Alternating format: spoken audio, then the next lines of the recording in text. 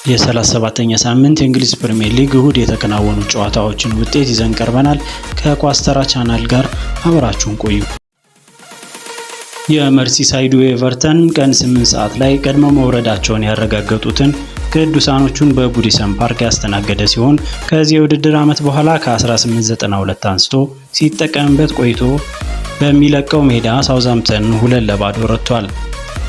ኤቨርተን በ45 ነጥብ የደረጃው ወገብ ላይ በ13ኛነት የሚገኝ ሲሆን ወራጁ ሳውዛምፕተን በ12 ነጥብ 37ኛ ሳምንቱን ጨርሷል።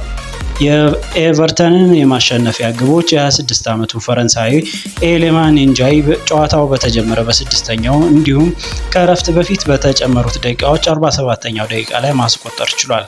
ይህ የመስመር አጥቂ በዚህ ዓመት 11 ግቦችን በስሙ ማስመዝገብ ችሏል።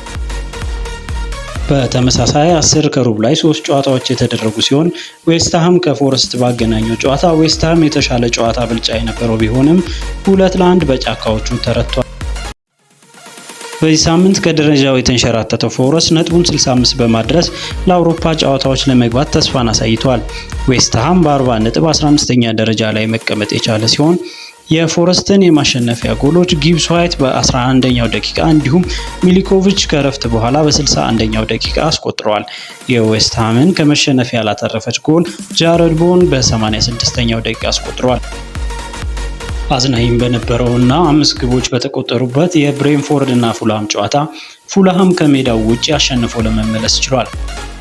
በራውል ሂሜኔዝ ግብ ፉልሃም ቀዳሚ መሆን ቢችልም በዚህ የውድድር ዘመን ድንቅ ጥምረትን ያሳዩን ብሪያን ኤምቦሞ እና ዮዋን ዊሳ በ22ኛው እንዲሁም በ43ኛው ደቂቃ አስቆጥረው ብሬንፎርድ እየመራ ወደ እረፍት መውጣት የቻለ ቢሆንም ከእረፍት መልስ በ68ኛው ደቂቃ ቶም ካርኒ ከ2 ደቂቃ በኋላ ሃሪ ዊልሰን ጎሎቹን በማግባት ጨዋታውን አሸንፈው መውጣት ችሏል።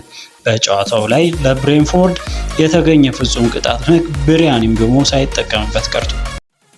በሚቀጥለው የውድድር ዓመት በቻምፒዮንሺፕ የምናያቸው ሌስተር ሲቲ እና ኢፕስዊች ታውን ተገናኝተው የነበረው ሲሆን ሌስተር 2-0 ማሸነፍ ችሏል።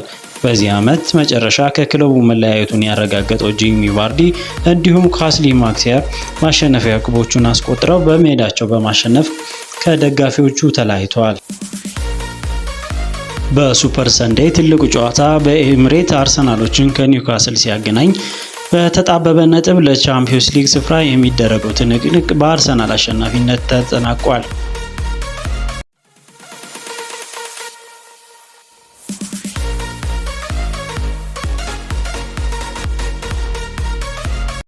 የአርሰናልን የማሸነፊያ ግብ ዴክላን ራይስ በ55ኛው ደቂቃ አክርሮ ለማስቆጠር ችሏል።